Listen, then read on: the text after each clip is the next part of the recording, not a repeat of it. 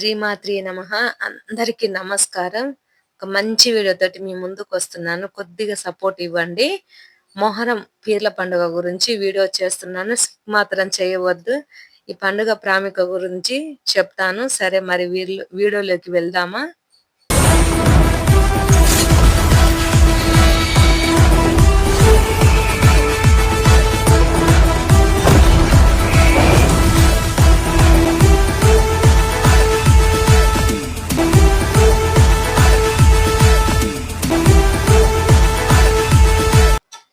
మహమ్మదీయుల ప్రధాన పర్వదినాలలో మొహరం చాలా ముఖ్యమైన పండగ. హషాన్ హుషేన్ అనే ముస్లింలు వీరుల స్మారకార్థం శోకతప్త హృదయాలతో జరుపుకునే కార్యక్రమమే పీర్ల పండగ. మొహరం ముస్లిం పంచాంగం రీత్యా అరేబియాలో సంవత్సరం యొక్క మొదటి తేదీ మొహరం. మొహరం పండగనే పీర్ల పండగ అని కూడా అంటారు. పీర్ అంటే మహాత్ములు, ధర్మ నిర్దేశకులు అని అర్థం.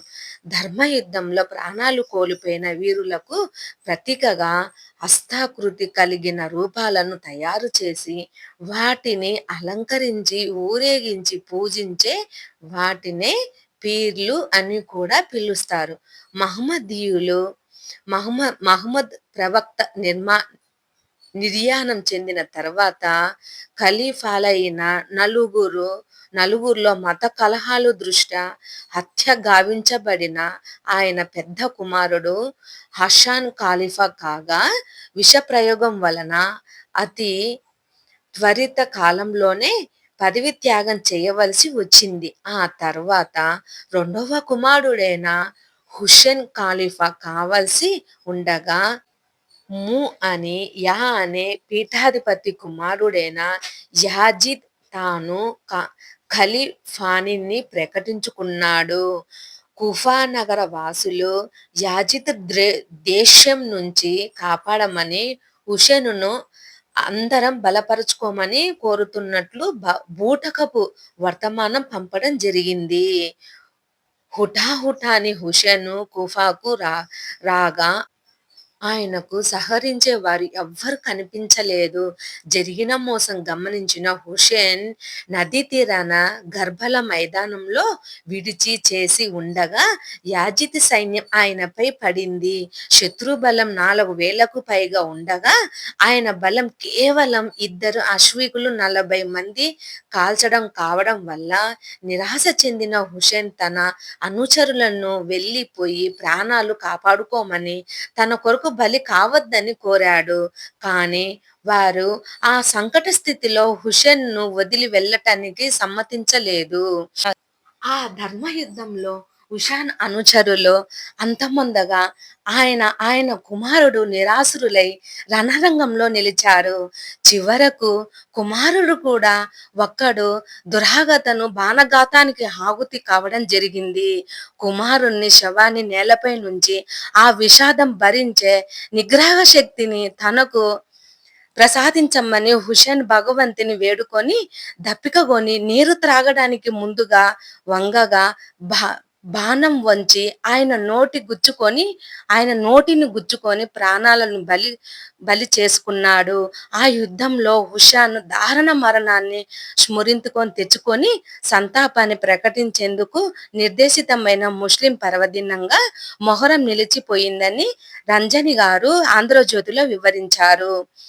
మొహరం నెలలో 10వ రోజు షహాదతును సంతాప దినంగా పాటించవలసిందిగా ఖురాన్ నిర్వర్తించింది. ఆ రోజున పీర్ల అనే హస్తాకృతులను ఊరేగించి ఊరి అందుగల బావి దగ్గరలో, నదుల దగ్గరలో వాటిని శుభ్రపరిచి నిర్జిత పేటికలో ఉంచి మరుసటి రోజు మొహరం నెల వరకు ముజావర్ వద్ద భద్రపరచడం జరుగుతూ ఉంటుంది. ఆంధ్రదేశంలో ఉన్న ముస్లింలు మొత్తం అన్ని ప్రాంతాలలోనూ ఈ పండుగను ఎంతో భక్తిగా జరుపుకుంటారు. ఎంతో ఉద్వేగంతో అమరవీరులను స్మరించుకుంటూ ఈ పండుగను జరుపుకుంటారు. మొహరం నెలలో చంద్రుడు స్పష్టంగా కనిపించిన 5వ రోజు రాత్రి పంజా కపిటార్ అనే విగ్రహాల నుంచి పెట్టెను ముజావిర్ అనే అర్చకుని ఇంటి నుండి పీర్ల మసీదుకు ఊరేగింపుగా తెస్తారు. ఆ విగ్రహాలకు 10 రోజులు పూజలు జరుపుకుంటాయి. పీరులంటే వీరుల యొక్క హస్తాకృతిలో విగ్రహాల రూపంలో కొలుస్తారు. హస్తం పంజా రూపంలో ఉంటుంది కనుక వీటిని వీటిని ఉంచే స్థలాన్ని పీర్ల పంజా అంటారు. ఈ పీర్లకు కొన్నిటికి 5 వేళ్ళు, కొన్నిటికి 4 వేళ్ళు, అలా 3, 2, 1గా విగ్రహాలుంటాయి. ఆ హస్తాలను పొడుగాటి కర్రల చివరి భాగంలో అమర్చుతారు. వాటిని రంగురంగుల గుడ్డలతోటి అలంకరించి రకరకాల రంగుల కాగితాల పూల దండలను నిలువెత్తి అలంకరిస్తారు. ప్రతిరోజు ఆ పీర్ల పంజాలను సాంబ్రాణి ధూపంతో పూజిస్తారు. పీర్లను దర్శించటానికి పిల్లలు, పెద్దలు వచ్చిపోతూ ఉంటారు. ఆనాడు హిందూ ముస్లింల మధ్య ఏ మాత్రము భేదభావాలు అస్సలకి ఉండవు.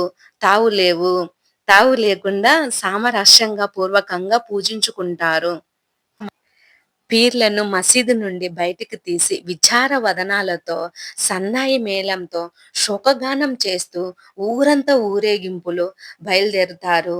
తారతమ్యాలు లేకుండా అందరూ తరలి వస్తారు. ప్రతి వారు సాంబ్రాణి ధూపంతో హారతి ఇచ్చి పారితోషకాలనిచ్చి ఆ విధంగా హాషన్ హూషన్లకు జోహారులు అర్పిస్తారు. ఊరేగింపు అయిన తర్వాత రాత్రికి ఊరు మధ్యలో నున్న నిప్పుల గుండం దగ్గరకు వస్తారు. ఆఖరి రోజున బహిరంగ ప్రదేశంలో ఒక గుంట తీసి అందులో పెద్ద పెద్ద కట్టెలు పేర్చి నిప్పులు ముట్టిస్తారు. అది బాగా మండి కలకలమాడే బొగ్గులాగా తయారవుతాయి. ఈ సమయానికి ఊరేగింపు ముగుస్తుంది. హసన్ హుసేన్ పేర్లతో పాటు వారితో పాటు ప్రాణాలు అర్పించిన వీరుల పీర్లను కూడా పట్టుకొని హసన్ హుసేన్ హైషాయి జోలాయి అంటూ ఆవేశపు కేకలను పీర్లను చేత పట్టుకొని వృద్ధితంగా మారు మోగే సన్నాయి డప్పు వాయిద్యాల మధ్య పరుగున ఆవేశంతో పరిగెత్తుతూ నిప్పుల గుండం మధ్య నుండి నడిచిపోతారు. ఈ దృశ్యం ప్రేక్షకుల్ని చక్రింతలు చేస్తుంది. నిప్పుల గుండంలో దూకే వారికి ప్రజలు కూడా కేకలతో మద్దతు నిలుస్తారు. ఆ విధంగా వృద్ధవీరులైన హసన్ హుసేన్లకు తదితర అమర వీరులకు జోహార్లు అర్పిస్తారు. ఇలా నిప్పుల గుండంలో నడిచి వెళ్ళడం పీర్ల మహత్యంగా కీర్తి పొందాయి. ఇలా పీర్ల పండగ ముగుస్తుంది.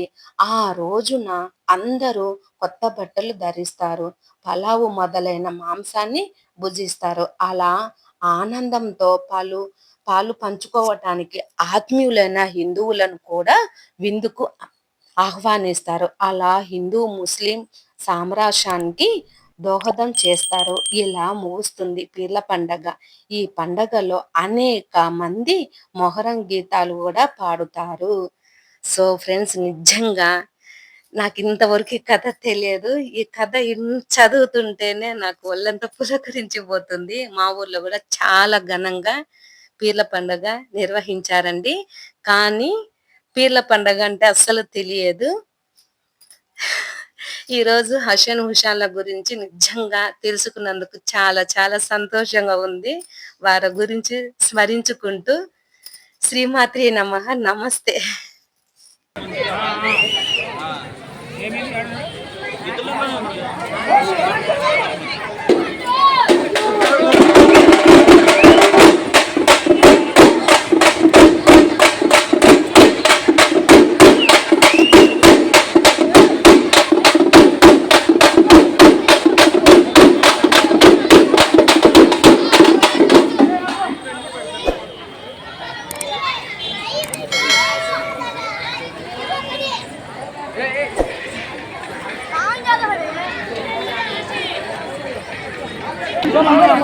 ఒక్క నిమిషం ఉంటుంది. కొంచెం